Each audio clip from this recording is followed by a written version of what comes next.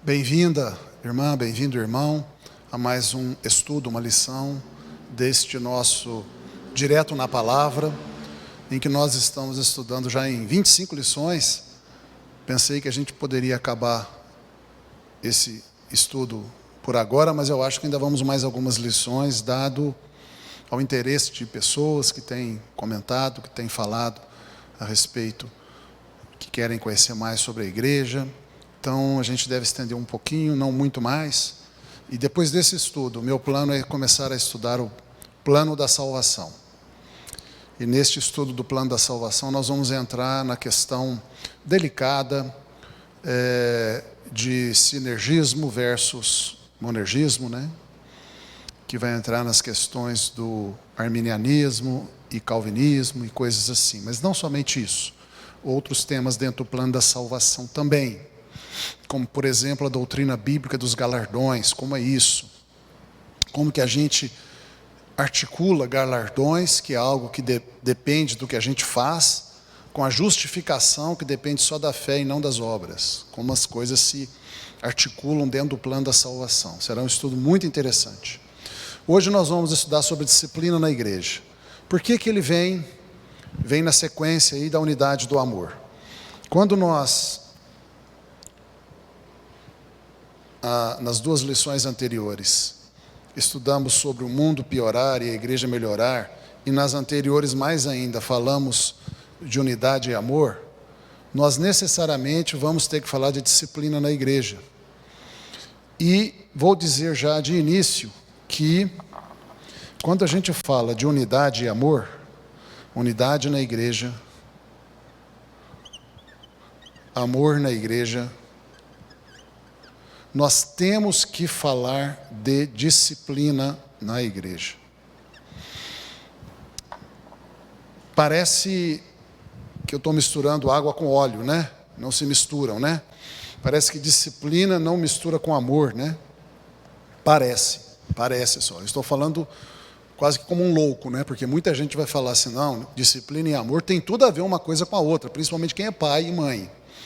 Mas, dada a condição da nossa sociedade atual, no Brasil, a nossa civilização brasileira hoje, ela é, em média, né, em grande maioria, em grande parte, acredito eu que seja a maioria, principalmente da população mais jovem, mas não só os jovens, isso é verdade para adultos também, são muito refratários à disciplina, a serem corrigidos. Então, quando a gente fala em disciplina hoje, que algumas pessoas entendem como correção, e até como punição, e não deixa de ter correção e punição dentro da disciplina, mas disciplina não é só correção e punição, nem é em primeiro lugar correção e punição, disciplina é em primeiro lugar instrução. Só precisa chegar na correção e na punição se a instrução não foi eficaz. Então ela pode ficar apenas na fase de instrução. Mas muitas pessoas hoje, quando ouvem falar de disciplina, já vai direto para correção e punição. E com isso, elas se tornam indispostas a ouvir esse tema, refratárias, não quero saber disso, isso está errado, é autoritarismo, ditatorial, como é que está usando hoje na área mais política? É fascista, né? É fascismo e coisas assim. Nada disso, é um grande equívoco. Aliás, nós estamos cheios de equívocos na nossa sociedade brasileira atual, cheio de equívocos. E é impressionante como o equívoco parece que ganha volume, ganha força, e parece se tornar a própria verdade, né? Mas nós somos a igreja de Jesus Cristo, coluna e baluarte da verdade. Nós não nos afastamos da verdade revelada das Escrituras Sagradas, da Palavra de Deus. Nós não andamos dentro de modismos, ideologias, paradigmas transitórios, efêmeros, construídos pelo homem. E eu preciso te alertar muito, que a ideologia humana, os paradigmas humanos, construídos pelo homem, desligados do paradigma divino, eles têm uma enorme força. Enorme força. Se eu e você não tomarmos cuidado conscientemente, dia a dia, de nos mantermos dentro da palavra, de pensarmos dentro da palavra, de termos uma cosmovisão bíblica, de fazermos como a Bíblia diz, né?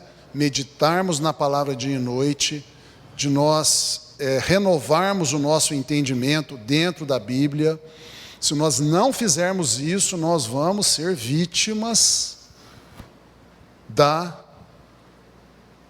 doutrina de homens, da tradição de homens, das ideias meramente humanas. Nós vamos ser capturados.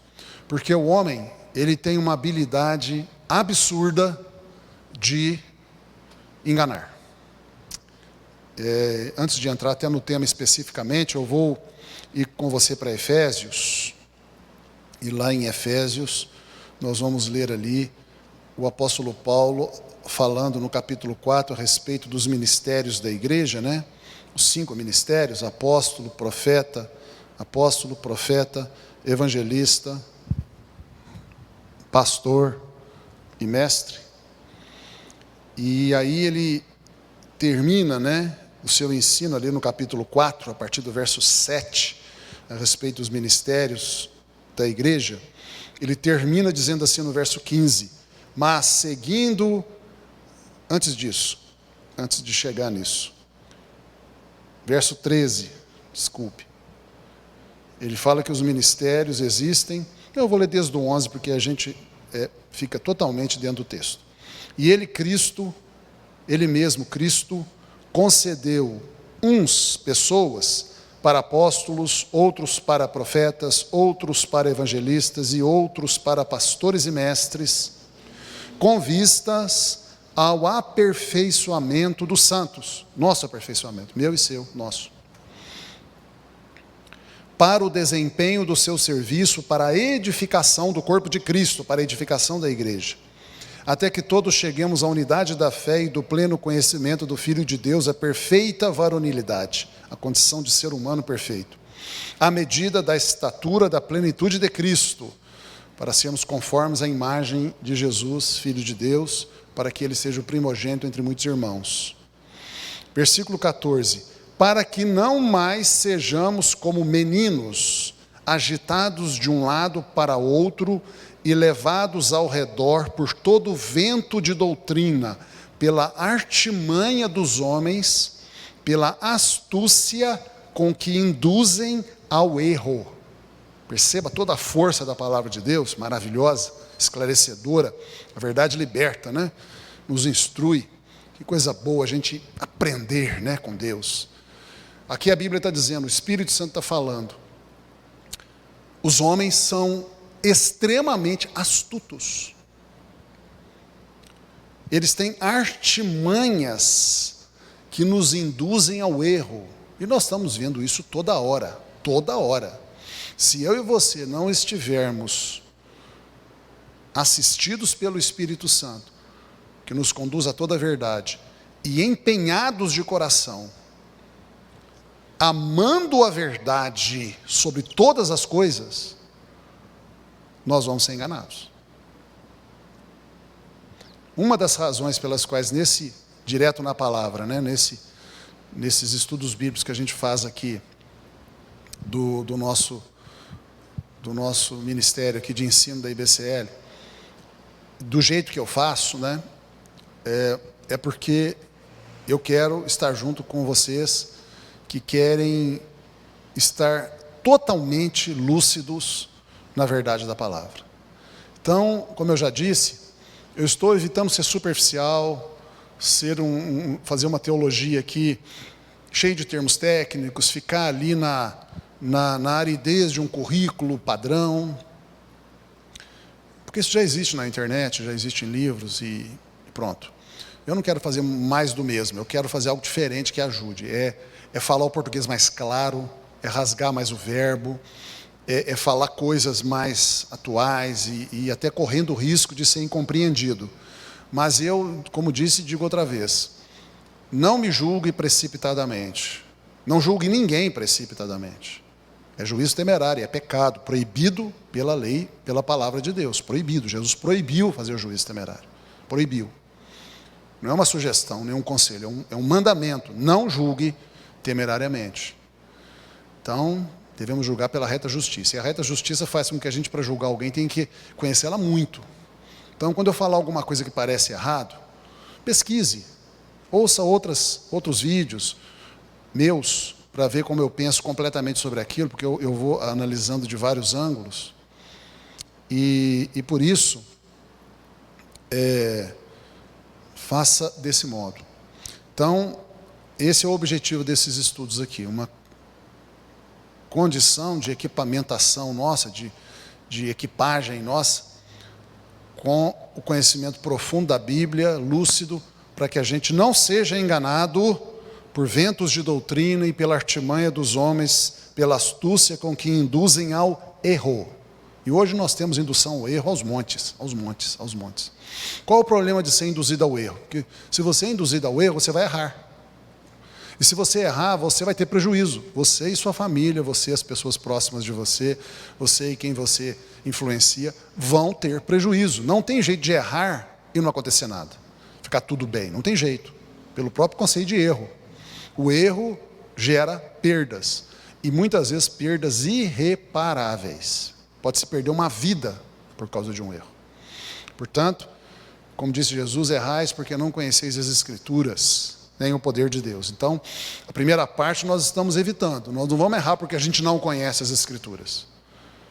E a segunda parte tem a ver com oração, com fé, né? Também não vamos errar por sermos incrédulos, sem fé, não orarmos. Então, vamos lá, vamos continuar. Então, nós vamos tratar desse tema importantíssimo. E ele está associado, é um conjunto. São conceitos indissociáveis. Você não pode separar. Se você tirar qualquer um dos três, você estraga o conjunto todo. Então, se você tirar a disciplina, acabou a unidade e amor. Se você tirar o amor, acabou a unidade e disciplina. Se você tirar a unidade, acabou o amor e a disciplina. Então, as três coisas têm que existir ao mesmo tempo para que a gente possa ter uma igreja boa. Então, isso aqui é condição necessária para que nós tenhamos uma igreja boa, uma igreja sem mácula, nem ruga, nem coisa semelhante, mas santa e sem defeito. Então, vamos começar aqui lendo Hebreus 12. Olha o que a Bíblia fala em Hebreus 12, a partir do verso 4. Ora, na luta contra o pecado, não tendes ainda resistido até ao sangue. Ou seja, vocês ainda não brigaram tudo que vocês precisam brigar com o pecado ainda. E parece que vocês estão esquecidos. Paulo está falando, Paulo não, o autor de Hebreus, né? Pode ser Paulo, mas não temos certeza. Está falando com as igrejas dos hebreus, né? Ou aos hebreus convertidos, né? Aos judeus convertidos a Cristo. Paulo estava fazendo uma exortação, ele está falando, parece que vocês estão esquecidos da exortação que, como filhos, a Bíblia discorre convosco. Aí ele cita aqui um texto de Provérbios: filho meu, não menosprezes a correção que vem do Senhor, nem desmaies quando por ele és reprovado, porque o Senhor corrige a quem ama e açoita a todo filho a quem recebe. Então aqui nós temos uma profecia, né? É um ensino de Provérbios, mas é uma profecia também. Fomos nós recebidos como filhos para com Deus por meio da nossa fé em Jesus Cristo. Então, se somos filhos, Deus vai nos corrigir. Em alguns casos vai nos açoitar. Ou seja, está profetizado. Vamos continuar? É para a disciplina que perseverais. Deus vos trata como filhos. Ou seja, quando a Bíblia diz, aquele que perseverar até o fim será salvo, pelo que o autor de Hebreus, ungido pelo Espírito Santo, nos ensina, essa perseverança será uma perseverança na disciplina. Ou seja, debaixo de disciplina, suportando a disciplina, aceitando a disciplina, sem abandonar a fé, né? Sem chutar o balde, sem desmaiar, sem sair da igreja, sem rebelar-se contra os pastores, Se eu e você aceitamos a disciplina, é isso que é a perseverança dos santos. Pois que filho há que o pai não corrige? Outra profecia. Eu e você vamos ser corrigidos. Vamos ser. Mas se estáis sem correção, verso 8, de que todos os filhos de Deus se têm tornado participantes, logo, vocês não são filhos. São bastardos. São bastardos. O que é um bastardo? Um bastardo, ele acontece numa situação em que um homem, uma mulher, marido e mulher, eles têm uma criança ali que eles criam, que não é filho dos dois, né? A mulher, por exemplo, adultera, engravida de outro homem, tem o filho, tem a criança, aquela criança vai morar com o marido, aquela criança não é filho do marido, é um bastardo, ou seja, o marido não é o pai dela, é um bastardo. Então, o autor de Hebreus aqui está dizendo o seguinte: se você não está passando por alguma forma de correção, é porque você não é filho de Deus. Se você diz que eu estou na igreja, eu creio em Jesus, sou crente, e está fazendo coisa errada, e nada acontece, você está fazendo coisa errada e continua fazendo, e as coisas estão dando certo, e você continua fazendo errado, e ninguém te corrige, e você prospera no seu erro, é porque você vai para o inferno. Você não é filho de Deus, você vai para o inferno. Porque se você for filho de Deus e filha de Deus, a correção virá. Deus não vai deixar você, que é amada filha, amado filho, ir para o inferno. Ele não vai deixar. Pai nenhum, nem humano, né, que é mau, como disse Jesus, nós somos maus e não deixamos, quanto mais o Pai Celestial, que é bom, não vai deixar. Mais ainda. 9. Além disso, tínhamos os nossos pais segundo a carne, que nos corrigiam e os respeitávamos. Não havemos de estar em muito maior submissão ao Pai espiritual, a Deus Pai, para então vivermos? Pois eles, os nossos pais segundo a carne, nos corrigiam por pouco tempo, segundo melhor lhes parecia. Deus, porém, nos disciplina para aproveitamento, a fim de sermos participantes da sua santidade. Toda disciplina, com efeito, no momento não parece ser motivo de alegria, mas de tristeza. Aqui a disciplina está na forma de correção e punição, né? Ao depois, entretanto, a disciplina produz fruto pacífico aos que têm sido por ela exercitados, fruto de justiça. Fruto pacífico significa, se você aceita a disciplina, aceita ser corrigido e corrigida, aceita até a punição cada ele exista, porque a punição é para a correção, você vai colher resultados bons disso. A sua vida dali para frente vai melhorar. Vai vir paz para você. Paz na Bíblia significa não apenas ausência de conflitos, mas também prosperidade, saúde, alegria, força. E também aqui diz que a disciplina a gente tem que exercitar ela, ou seja, tem que praticar. Uma correção, ela vem e fala, não faça isso e passa a fazer aquilo. Para de falar assim com as pessoas, esse jeito seu de falar está errado, para. O que você faz? Você obedece, para. Isso é ser, por ela, disciplina, exercitado. Então, não adianta você ouvir a disciplina, ouvir a correção e não praticar, não obedecer, não adianta nada. A disciplina só tem efeito se você ouve e obedece, pratica o novo modo, o modo correto. Aí sim, você vai entrar na justiça, ou seja, na posição correta, e aí sim a sua vida vai prosperar em tudo. Verso 12, por isso, restabelecei as mãos descaídas e os joelhos trôpegos. Ou seja, para de ficar desanimada, porque Deus está corrigindo você. Para com isso, para de falar que você vai abandonar a igreja, abandonar a fé, para de falar que você não quero saber de mais nada não, para de falar isso, restabeleça as mãos descaídas e os joelhos trôpegos, para com isso. Observa que aqui a Bíblia está dizendo que quem tem que se fortalecer e restabelecer as mãos descaídas, ou seja, voltar a mão a estar ali, mão trabalhadora, mão empenhada, né? Mão zelosa, ou seja, voltar ao ânimo. Quem tem que restabelecer os joelhos trôpegos, né? Que estão fracos, quem tem que firmar, estou pronto, vamos lá, vamos fazer o que tem que ser feito, vamos fazer o que é certo, é eu e você. Não é o Espírito Santo que faz isso em nós. Um dos grandes problemas que nós temos na igreja brasileira é julgar tudo para Deus.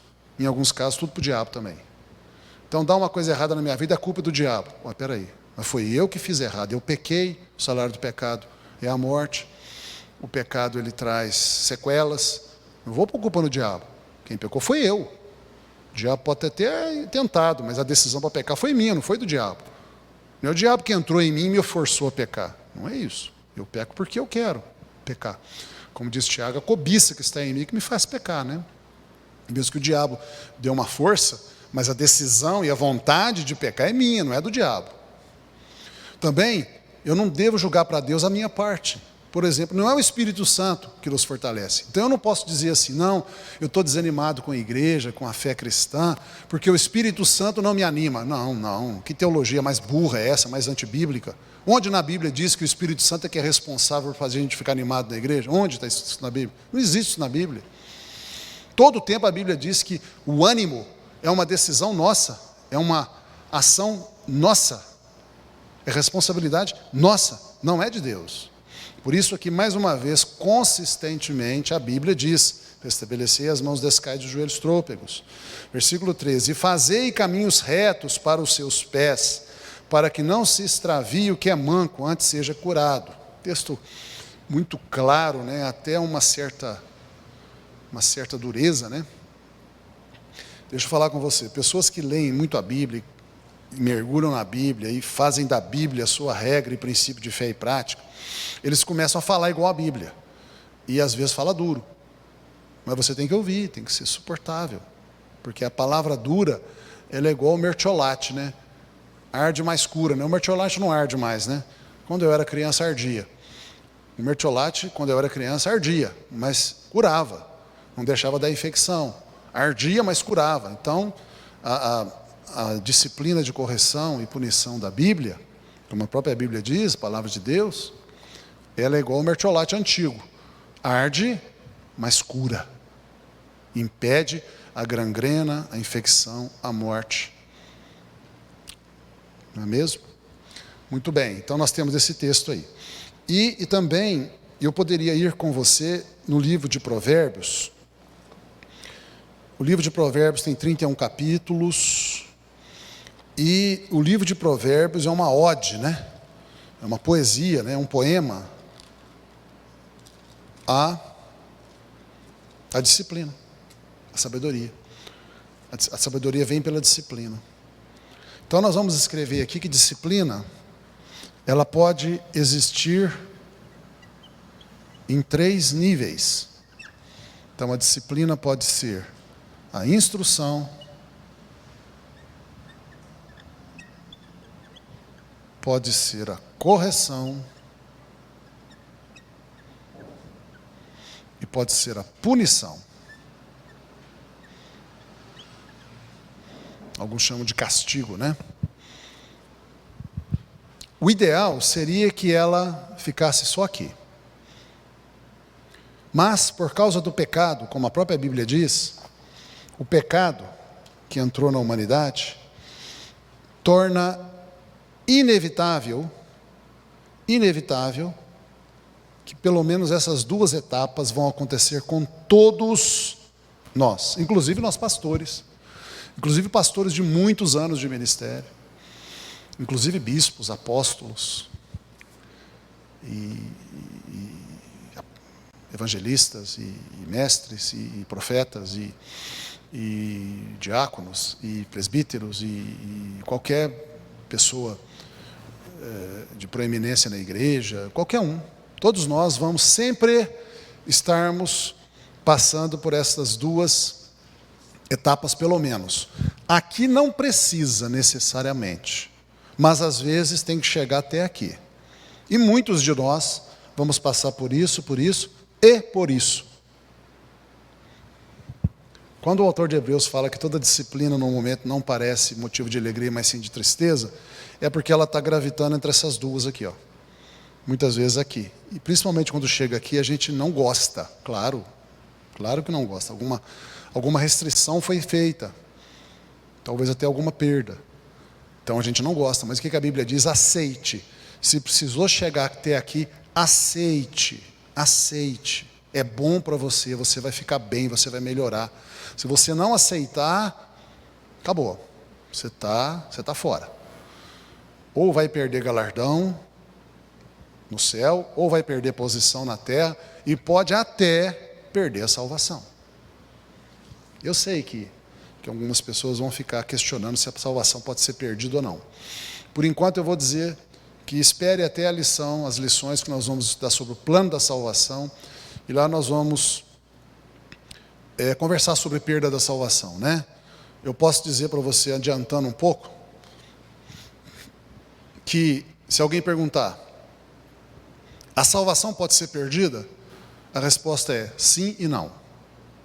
Então nós temos que ver em que condição sim, ela pode ser perdida, e em que condição não, ela não pode ser perdida. As duas coisas são verdade, mas não são verdade sobre a mesma condição, obviamente.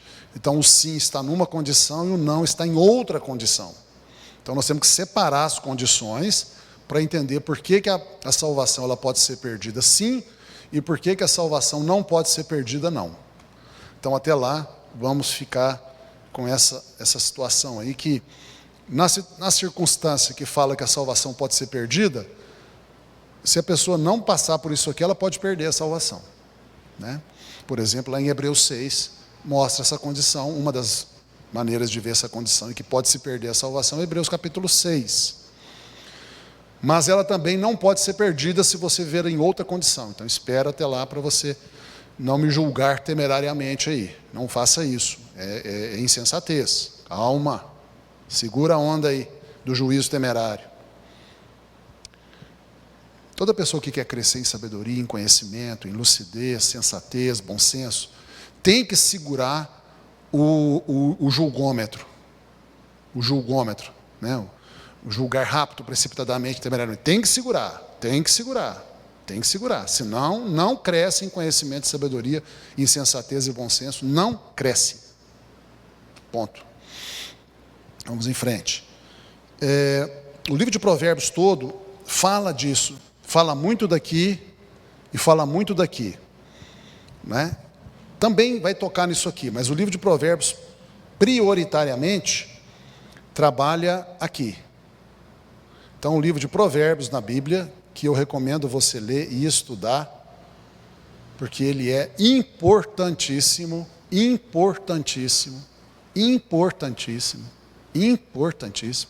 Existe até uma relação entre Provérbios e Salmos muito legal. O livro de Salmos, ele fala do nosso relacionamento com Deus. Então, é um relacionamento vertical com Deus. Então, os 150 salmos vão ensinar a gente muito profundamente como que a gente se relaciona com Deus. Tanto é que é o melhor livro para devocional, né? Todos nós amamos os salmos para devocionais, porque ele foi feito para nos edificar, nos ensinar, construir em nós um bom relacionamento com Deus, vertical.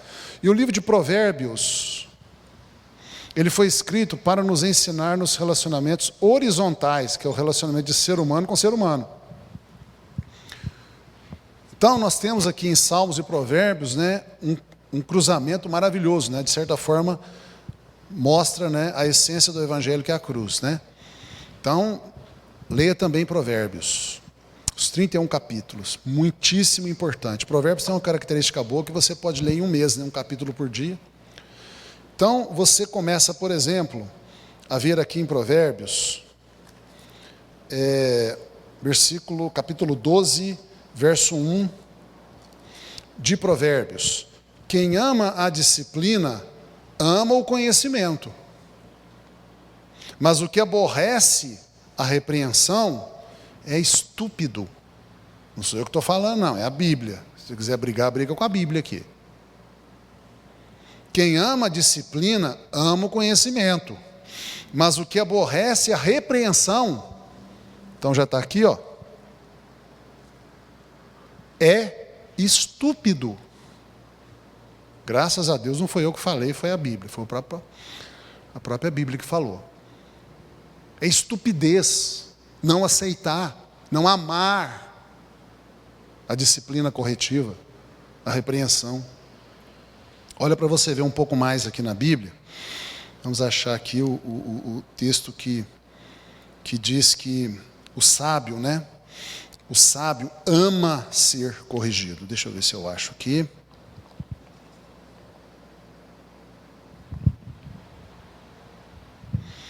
Provérbios 9:8.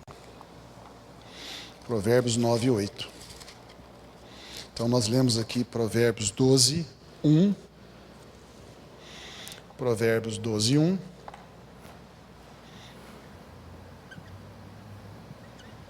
Agora vamos ver Provérbios 9:8. Essa lição de hoje é para mudar paradigmas mesmo, ou seja, mudar a maneira de pensar, mudar a mente. Não repreendas o escarnecedor para que ele não te aborreça, mas pode repreender o sábio e ele te amará. Então tem aí um ensinamento bíblico de como é que você sabe se você está lidando com uma pessoa sábia ou um escarnecedor. Escarnecedor na Bíblia é sinônimo de ímpio, de perdido, de pessoa má, é sinônimo de tolo, de estúpido, é sinônimo de tudo isso. Repreende ele. Repreende a pessoa. Quando ela estiver fazendo uma coisa errada, corrige ela. Olha, você não pode fazer isso não, isso está errado. Fala assim com ela. Se ela te agradecer e te amar por isso, você está diante de uma pessoa sábia. Mas se ela ficar sua inimiga por isso, te aborrecer, né? Ou seja, não gostar de você, falar mal de você, não topar você, dizer assim, eu não topo aquela pessoa, ela não desce, né, comigo, você está diante de um escarnecedor, de um tolo, de um ímpio. Então, veja você o grau que a Bíblia diz. Então, nós cristãos que fomos chamados para sermos sábios, nós temos que amar. Não é só tolerar ou suportar ou ouvir, não. É amar a correção. Amar a repreensão. Ou seja, é como se a gente falasse assim, me repreende aí, me corrige aí que eu estou precisando. Não deixa eu errar, não. Se eu estiver fazendo alguma coisa errada, me fala. Isso é amar a correção. Isso é amar a repreensão. É agradecer, é sentir-se bem, é gostar de ser corrigido e repreendido. É claro que não é qualquer um que vai ficar repreendendo a gente, qualquer um que vai ficar corrigindo a gente, porque tem pessoa que ama corrigir e repreender a gente com motivos errados, né? São pessoas invejosas, ciumentas, ou invejosas, principalmente invejosas, que amam achar defeito na nossa vida para falar. Não estou falando desse tipo de coisa. Eu estou falando de pessoas dignas, né? De pessoas do bem, pessoas instruídas, pessoas que você vê que são pessoas que são centradas. E essas pessoas, quando te corrigem, você deve agradecer e amar a correção que ela está te fazendo. E amar a própria pessoa, claro, na atitude dela. Não é isso? Então, se a gente continuar vendo aqui em Provérbios, você vai ver que Provérbios fala da disciplina como instrução, como correção e como punição. Por exemplo, Provérbios 1:8. Filho meu, ouve o ensino de teu pai e não deixes a instrução de tua mãe, porque serão diadema de graça para a sua cabeça.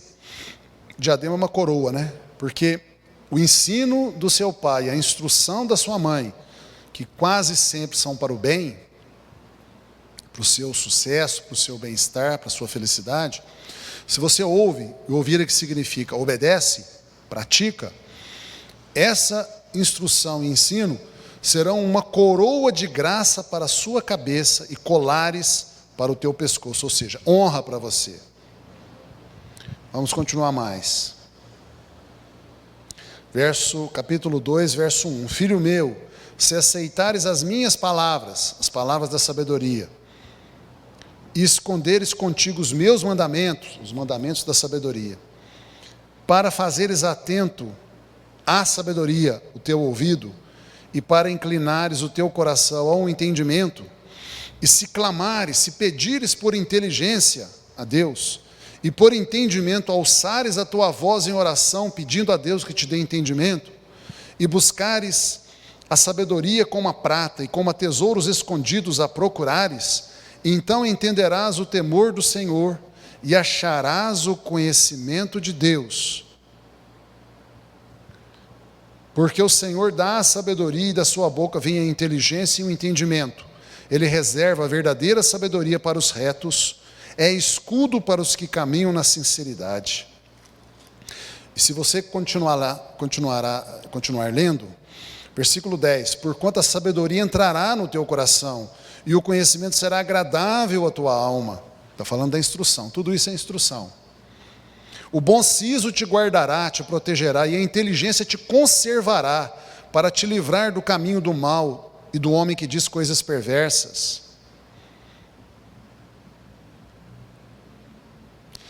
Capítulo 3, verso 1, filho meu, não te esqueças dos seus ensinos, e o teu coração guarde os meus mandamentos, porque eles, os meus mandamentos, a instrução da disciplina, a disciplina como instrução, aumentarão os teus dias, e te acrescentarão anos de vida e paz. Maravilha, meu Deus do céu. Acharás graça e boa compreensão diante de Deus e dos homens. Meu Deus do céu. Eu podia estar lendo com você aqui, praticamente o livro de Provérbios é isso. Capítulo 4, verso 1, filhos, ouvi filhos, a instrução do Pai, e estai atentos para conhecerdes o entendimento, porque vos dou boa doutrina, não deixes o meu ensino. O princípio da sabedoria é, adquire a sabedoria, sim, com tudo o que possuís, adquire o entendimento, estima a sabedoria e ela te exaltará, estima a disciplina que instrui e ela te exaltará. E se abraçares a sabedoria, que é a disciplina que instrui, ela te honrará, dará à tua cabeça uma coroa de graça, e uma coroa de glória te entregará. Ouve, filho meu, e aceita as minhas palavras de ensino, e se multiplicarão os teus anos de vida. Não se embaraçarão os teus passos, se correres não tropeçarás. Retém a instrução e não alargues, guarda, porque ela é a tua vida. Meu Deus do céu, irmão, irmã, não é possível que a gente não vai mudar a nossa cabeça em relação a gente ser instruído em todas as coisas boas e na palavra em primeiro lugar. A Bíblia também, em livro de Provérbios, fala da disciplina como correção, nós já falamos aqui, né? Por exemplo, capítulo 3, verso 11, filho meu, não rejeites a disciplina do Senhor, e nem te enfades da sua repreensão, da sua correção. Estou lendo aqui o versículo 11, né? Provérbios 3:11. Provérbios 3:12. Porque o Senhor repreende, corrige a quem ama, assim como o pai corrige ao filho a quem quer bem. Então, vários e vários textos que você vai ver como correção. Como punição também, como castigo, né? Como aí alguma coisa que faz perder ou que restringe. Vou procurar na minha chave bíblica aqui alguma. Tem aqui no livro de Provérbios, estou procurando em Provérbios. Me esqueci de preparar um versículo específico, mas você vai achar. Vamos ver aqui, correção. Vamos ver aqui. Se eu procurar por punição, na revista atualizada de Almeida, talvez não tenha essa palavra, talvez tenha castigo. Talvez tenha castigo. Mas lá no livro de Hebreus, né? Provérbios tem também, é só você procurar que você acha. Mas lá no livro de Hebreus, a gente tem disciplina como punição, porque quando a pessoa está com os joelhos trôpegos e as mãos descaídas, é porque ela já recebeu punição. Então ela baqueou. Porque a punição baqueia, como diz a Bíblia, né? Como diz Hebreus, ela não é motivo de alegria, mas sim de tristeza. E se dá tristeza porque chegou aqui. Né? Porque a correção não dá tristeza. Pelo contrário, a gente viu que a gente tem que amar a correção, porque a gente foi chamado para cessar. Então, se tem tristeza é porque chegou aqui. E às vezes chega. Eu mesmo posso chegar aqui, já cheguei. Eu, Marcelo, já passei por isso aqui. Eu acho que você também provavelmente passou ou passará. Então o que a Bíblia fala? Quando chegar aqui, que vai ser tristeza, motivo de tristeza e não de alegria, você vai dar uma baqueada, a mão vai cair, né? O joelho vai bambear. Quer dizer, a punição dói, a punição é ruim. Então a Bíblia fala, suporte, restabeleça as mãos descaídas, firma o joelho, vai em frente. Não aceite a punição, ela é para a vida. Muito bem, continuando, eu quero trabalhar com você um outro conjunto de ideias aqui. Esse aqui é o primeiro conjunto de ideias. O segundo conjunto de ideias que eu quero trabalhar com você é sobre o fato de que a disciplina, ela é o discipulado. Então, quando você lê lá em Mateus 28, 19, Jesus dizendo assim, ide por todo o mundo, fazei discípulos de todas as nações, isso aí é a grande comissão, né? Fazei discípulos de todas as nações. Ele está falando que o processo fundamental da vida da igreja é o discipulado. Então, em Mateus 28, 19, Jesus dá uma ordem, né? Ele diz, fazei discípulos de todas as nações, fazei discípulos, faça discípulos. É como se ele dissesse, você cristão, crê em mim, me aceitou como seu Senhor e Salvador, então passe isso para frente, faça discípulos. Se você estudar também Marcos 16, né, 15 e 16, além de Mateus 28, 18 a 20, e também o restante da Bíblia que fala sobre a grande comissão, você vai ver que a gente pode dividir a grande comissão, ou a ordem de evangelização mundial, ou o ID de Jesus, né, tudo é a mesma coisa, ordem de evangelização mundial,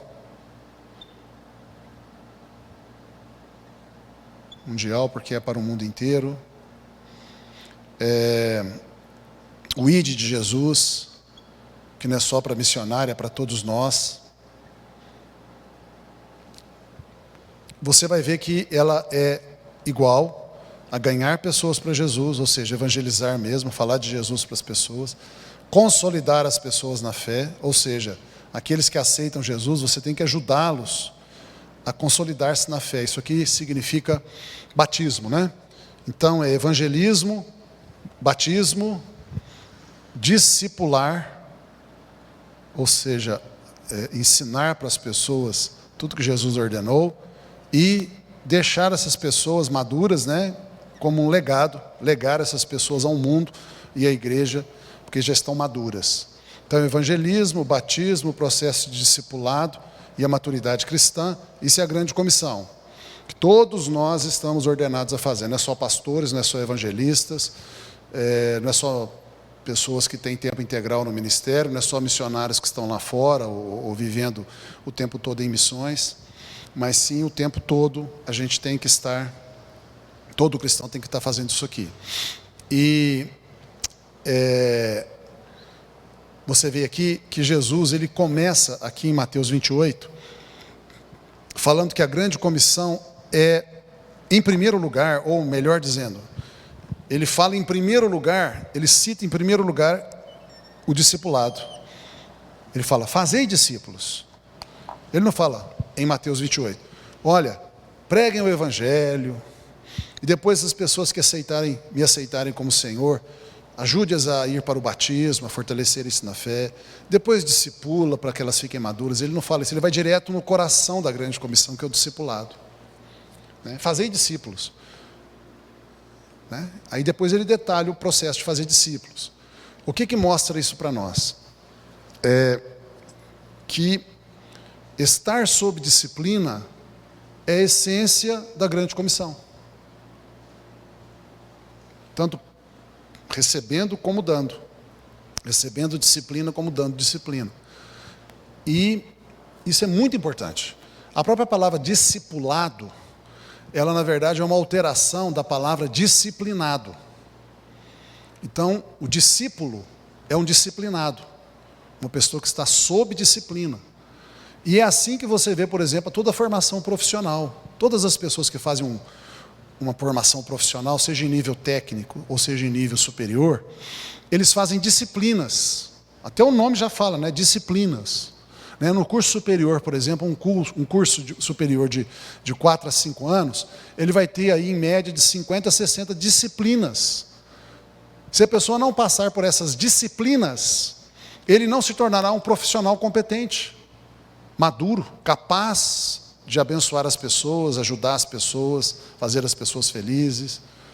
Então, as disciplinas são o discipulado. E vai envolver instrução, correção e punição. Ou seja, discipular uma pessoa é instruir uma pessoa, corrigir uma pessoa, e eu não vou escrever punir aqui, é feio, né? Mas eu vou pôr, porque se você quiser sugerir um outro sinônimo, a gente põe. Punir. Punir é uma palavra sempre ruim, não, mas como é que você vai me punir? Né? Então, podemos trocar aqui, mas é isso. Porque a correção, ela não envolve punição, porque a punição só é dada quando a pessoa não se corrige. Né? A correção só é feita quando a pessoa não atende à instrução, ou não sabe, né? Pode acontecer também que ela não foi instruída, por isso ela erra. Ou ela foi instruída, mas não obedece, aí precisa de correção. A punição, ela só existe quando a pessoa ela não se corrige. Então é interessante. Você não pode punir alguém que não sabia.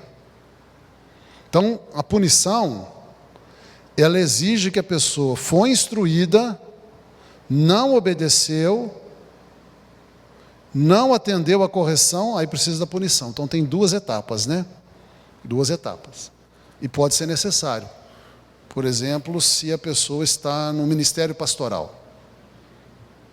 A pessoa está até atuando como pastor.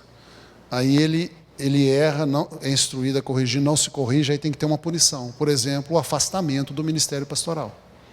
E aí, quem está acima tem que fazer isso. Isso é discipular. A pessoa não deve, então, chutar o balde, não vou ser mais não, e tal, não quero saber, estou saindo da igreja, e coisas de... Não, ela deve aceitar, como a Bíblia diz. Esse é o processo ideal. Eu sei que nem todo mundo passa pelo ideal. Claro que vai ter sequelas e consequências ruins. Então esse aqui é o segundo grupo de ideias que eu quero falar com você, muito importante. O terceiro e último grupo é o modo como a gente pratica a disciplina na igreja. Outra coisa que eu me esqueci de falar é que eu vou pedir a nossa administração de mídia, o Ministério de Mídia, para colocar nesta aula, na descrição do vídeo, alguns anexos, que são artigos que alguns pastores americanos escreveram sobre a disciplina na igreja, e eu julgo extremamente importantes, elucidativos, eu vou compartilhar com você, me edificou muito, eu vou compartilhar com você. Então vai ficar pendurado na descrição do nosso vídeo, dessa lição de hoje, esses artigos ou o link para eles. Então em português vai ser possível ler. E eu quero agora compartilhar o último grupo de ideias, que é como se faz a disciplina na igreja. A disciplina no sentido de correção e punição. A disciplina no sentido de instrução é o que a gente está fazendo nesse direto na palavra, no culto de ensino de domingo de manhã, em todos os cultos das células, no CCM, né, na Central de Capacitação Ministerial, com os cursos, né? Todos os cursos, né, desde o Descubra, o Cresça, o Lidere e o Avance, tudo isso nós estamos fazendo a disciplina no sentido de instrução, que alguns chamam também de disciplina positiva. Eu diria que é uma espécie de adubação, né? A pessoa está sendo adubada para se tornar uma planta viçosa. E tem também a necessidade de fazer a disciplina no sentido de correção e punição, que eu vou chamar de disciplina negativa também, e alguns dizem que é um desbaste, né? Que é aquilo que Jesus falou quando falou com os discípulos assim: eu sou a videira verdadeira e vós os ramos. Todo ramo que estando em mim der fruto, o Pai o limpa, para que dê mais fruto ainda. Então, isso é o desbaste, né? Tem que cortar algumas coisas que não são boas. Então é a correção e às vezes até a punição. Ou quando também Jesus disse assim para Pedro, né? Quando Pedro pediu para lavar o corpo inteiro, ele falou, não, basta lavar os pés, porque vocês já estão limpos pela palavra que eu tenho falado. Quer dizer, a gente suja os pés. Ao caminhar pelo mundo, nós cristãos, todos nós, homens e mulheres, nós sujamos os pés, ou seja, vem coisa do mundo para o nosso pé. Então a gente precisa lavar os pés. Na verdade, quem lava os nossos pés é o irmão, né? Não é a gente que lava os nossos pés, é o irmão que lava os nossos pés. Então é para isso que existem os ministérios na igreja. Os ministérios da igreja são os nossos lava-pés. Por isso que é importante você estar ligado nos cultos, nas células, no treinamento, nos treinamentos que a igreja faz, nos cursos da Central de Capacitação Ministerial, no discipulado pessoal, porque a gente lava os pés uns dos outros. Eu não lavo o meu pé, eu lavo o seu pé. Você não lava o seu pé, você lava o meu pé. Então é como foi a cerimônia do lava-pés. Um lava pé do outro. E o que é lavar os pés? Lavar os pés é a gente corrigir-se uns aos outros, porque a sujeira tem que ser tirada. E o mundo suja os nossos pés. De vez em quando a gente começa a ter um linguajar meio esquisito, começa a ter uma atitude meio esquisita por causa do nosso contato com o mundo, né? E então alguém precisa alertar a gente, cuidado com isso aí, não está bom, muda isso aí. Isso é o lava-pés, né? Como a gente pratica, né? Alguém pode até praticar pegando água, a bacia e lavando de verdade, mas o lava-pés não é isso, né?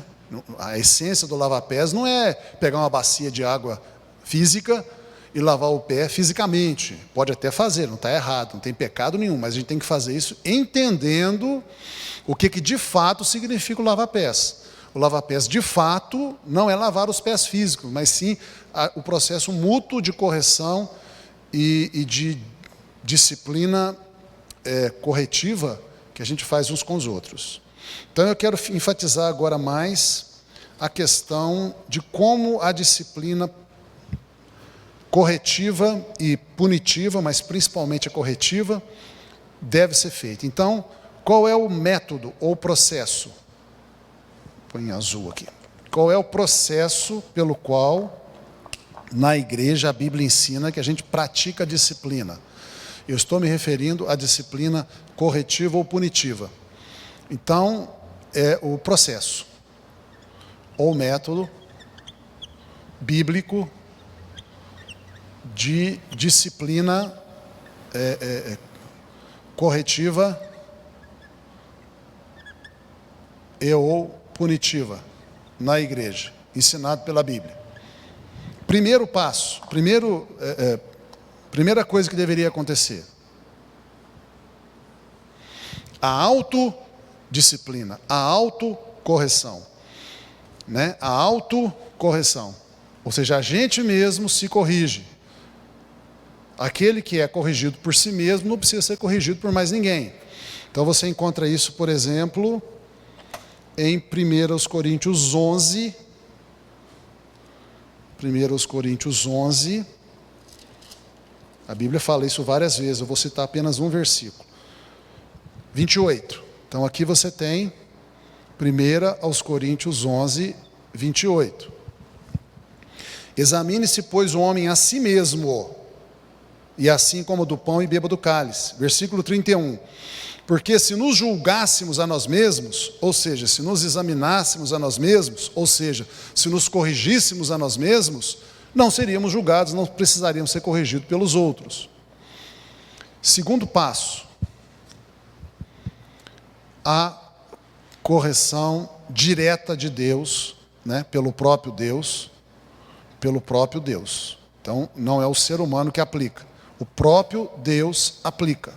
E vou dizer para você, se você se aplica a si mesmo, né, pela própria pessoa, se você faz uma aplicação da disciplina sobre você mesma e você mesmo, não precisa que Deus te corrija, você já se corrigiu. Por isso que eu pus em primeiro lugar a autocorreção. Deus só entra quando você não faz a primeira, Ele tem que entrar. 1 Pedro 4,17, por exemplo, é um texto que mostra isso. 1 Pedro 4,17.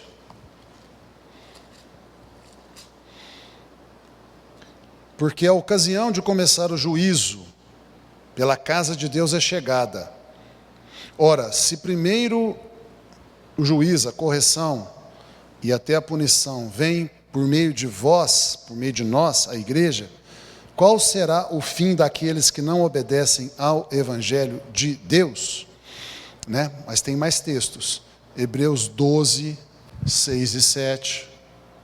Depois você pode ver aí por você mesmo. Terceiro passo. Por um irmão. Por um irmão ou irmã. Por uma pessoa, um irmão. Uma pessoa individualmente, pode ser o seu discipulador, ou o pastor, ou alguém maduro. E esse um irmão vem e corrige você, ou idealmente corrige, né? Mateus 18, 15. Esse texto de Mateus 18 é extremamente importante, porque foi ensino do próprio Jesus, do próprio Senhor. Ele mesmo ensinou. Quer dizer, não pode ter uma coisa mais correta do que o próprio ensino de Jesus, direto dele. Mateus 18, 15. Se teu irmão pecar contra ti, vai arguí-lo entre ti e ele só. Percebe? Um com um, duas pessoas só. Então é você e um irmão ou irmã. Se ele te ouvir, ganhaste a teu irmão. Ou seja, se a correção de um irmão resolveu, está resolvido, pronto, acabou, maravilha, resolvido o problema definitivamente. Quarto passo.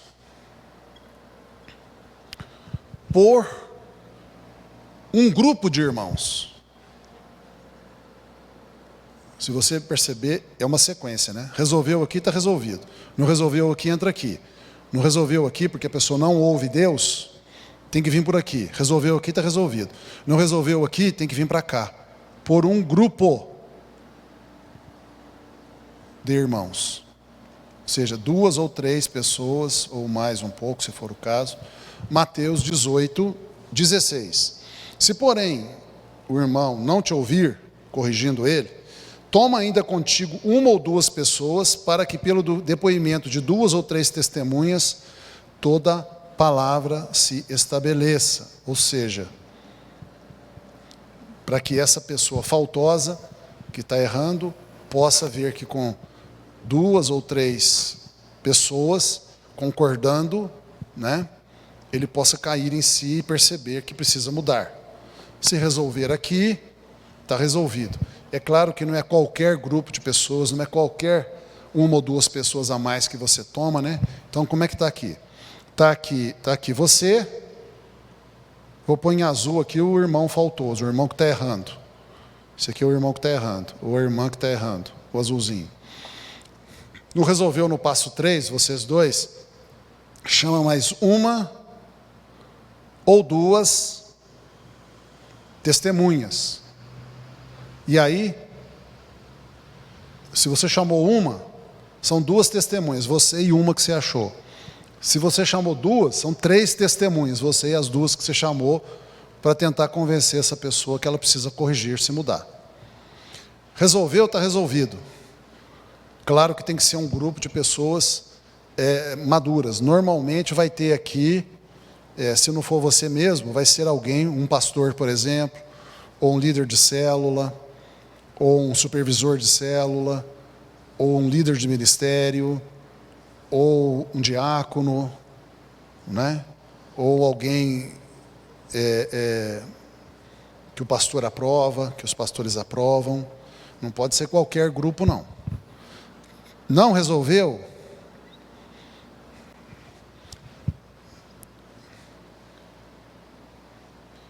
Eu coloquei aqui um passo que Jesus não colocou explicitamente, mas Paulo coloca para Timóteo.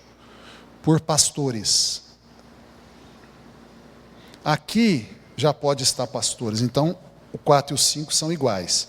Mas pode ser que aqui não tenha pastores. E o caso exige, por exemplo, antes de ir para a igreja toda, porque é o 6º passo, é levar para a igreja toda, antes de tornar tão público assim, é melhor, né, passar aqui para um grupo de pastores.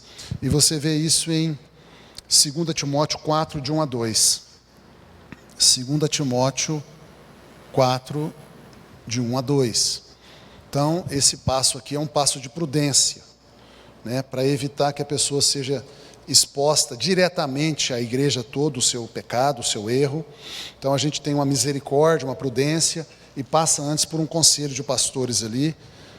Tem que ser analisado caso a caso, né? Às vezes, aqui já tem pastores, então não precisaria passar pelos 5, o 5 já é o 4 já é o 5.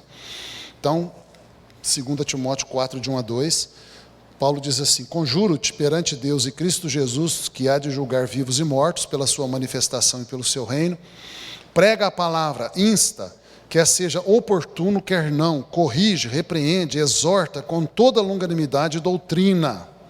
Então, Timóteo era pastor da igreja de Éfeso, e Paulo está dizendo para ele corrigir e repreender.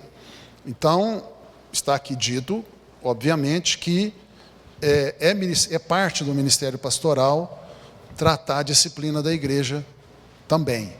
Aí sim a gente vai para levar, né, se os pastores não resolvem, se a pessoa não ouve nem os pastores, então a gente leva o processo para toda a igreja. Então é publicamente, você leva a correção para pública, no sentido de igreja, né? Publicamente para toda a igreja, ou seja, a igreja toda vai ter que ficar sabendo daquilo. Toda a igreja. Mateus 18, 17, né?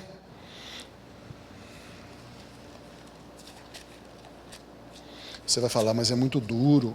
Veja que é Jesus, não sou eu, e eu não tenho autoridade, nem quero, Deus me livre disso, de eu dizer que Jesus não sabe o que está falando. Espero que também você não cometa essa tolice de dizer que Jesus não sabe o que ele está falando. Mateus 18, 17. Se Jesus falou para fazer isso aqui, nós temos que fazer, porque Ele é o Senhor, ou não? A igreja é cristocêntrica ou antropocêntrica? Se ela for antropocêntrica, é o homem que manda. Se ela for cristocêntrica, é Jesus que manda. E a IBCL é cristocêntrica. Então é Jesus que manda. E se a pessoa não atender a esse grupo de irmãos maduros e aos pastores, dize-o a toda a igreja. Abra para a igreja inteira. Fala do problema daquele irmão ou irmã para a igreja inteira. É desse jeito mesmo. Desse jeito mesmo. Veja você que para chegar aqui, olha a quantidade de passos que a pessoa rejeitou.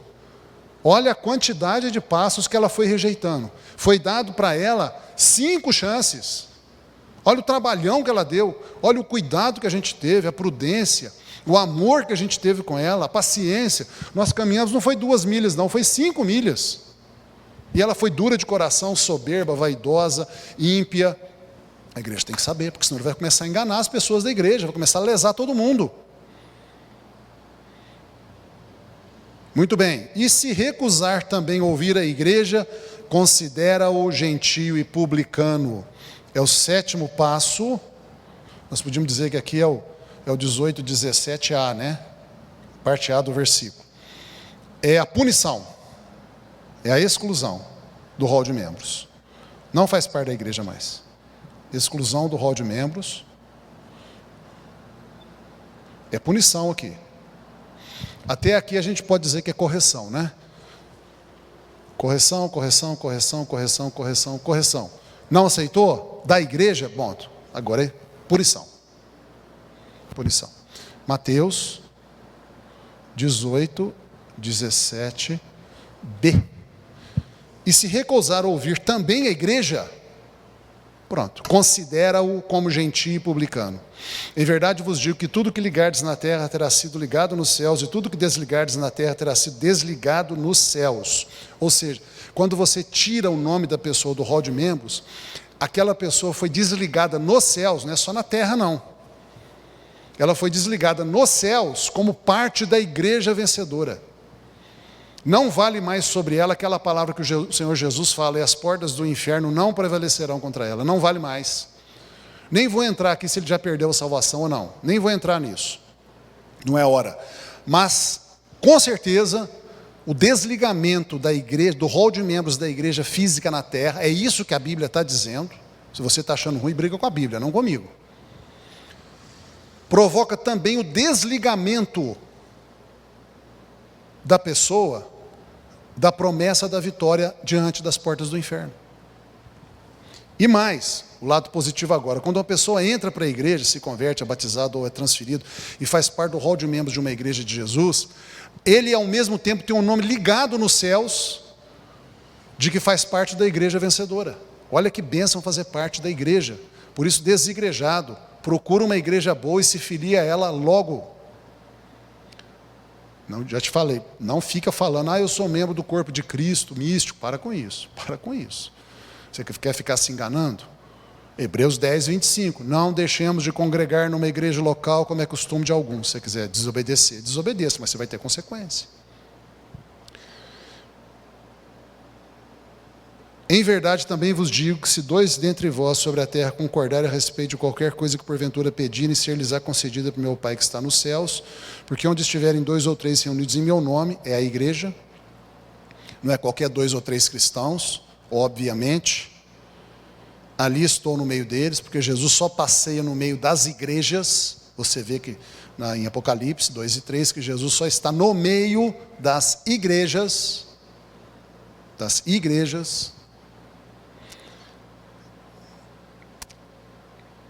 Muito bem. E vamos colocar aqui também 18, 17b, 18, vai chegar ao último passo ao 8º passo, né? Em que quando acontece isso aqui, a pessoa, né, vai ser disciplinada pelo mundo e pelo diabo. Pelo mundo e pelo diabo. Mas o diabo também disciplina, claro, aí, que a Bíblia ensina. Vamos lá? 1 Coríntios capítulo 5, verso 3. Não briga comigo, briga com a Bíblia. É a Bíblia que nós estamos estudando. Eu não quero que você brigue comigo, não estou aqui para você brigar comigo, estou aqui para você estudar a Bíblia. Discuta com o texto. Chega aqui no texto e prova que você, então, a sua ideia, que é diferente da minha, está certa, pelo texto, não brigando, me xingando, falando que eu não sei. Não faz isso, não. Se você faz isso, você nunca vai adquirir a sabedoria. 1 Coríntios 5, 3. Eu, na verdade, ainda que ausente em pessoa, mas presente em espírito, já sentenciei, como se estivesse presente, que o autor de tal infâmia seja, em nome do Senhor Jesus, reunido vós, igreja de Corinto, e o meu espírito, apóstolo, fundador, pastor da igreja de Corinto também, com o poder de Jesus nosso Senhor, ou seja, com o próprio Senhor Jesus concordando, entrega essa pessoa a Satanás. Entrega essa pessoa que teve que ser excluída porque não atendeu tudo isso aqui, entrega essa pessoa para Satanás, entregue essa pessoa para Satanás. Igreja, eu, pastor da igreja, eu, Paulo, pastor da igreja e Jesus, olha bem o conjunto, o pastor, a igreja e Jesus. Precisa mais alguma coisa? Nós 3 estamos dizendo, vamos entregar essa pessoa para Satanás. É claro, quando exclui a pessoa, você retira a cobertura da vida da pessoa, ela fica na mesma hora acessível ao diabo e ao mundo para bater, para a destruição da carne, a fim de que o espírito seja salvo no dia do Senhor Jesus, o arrebatamento. Ou seja, a ideia é que aqui ainda tem misericórdia. Entregar para o diabo e para o mundo não é maldade, é misericórdia, porque se a pessoa não aprendeu com tudo isso aqui, a última chance dela é aprender com o mundo batendo ou com o diabo batendo. Muito, e o diabo sabe bater, ele arregaça a pessoa, ele arrebenta com a pessoa. O mundo também arrebenta. Então, o Espírito Santo está falando assim por meio de Paulo. Quem sabe a pessoa não aprendeu com Deus, não aprendeu consigo mesma, né, se corrigindo, não aprendeu com Deus, não aprendeu com a igreja, quem sabe aprende com o diabo. Às vezes o diabo, aí Deus vai usar o diabo para bater na pessoa, né, como disse Lutero, o diabo é diabo de Deus, né, ou como outros dizem, o diabo é o chicote de Deus, né. Então Deus mantém o diabo ainda na ativa aí, para usar o diabo, né. E Deus usa o diabo é o diabo de Deus, ou seja, o diabo está sujeito a Deus. O diabo não é livre para agir, fazer o que quiser, não. Você vê isso na história de Jó. O diabo só faz o que Deus permite.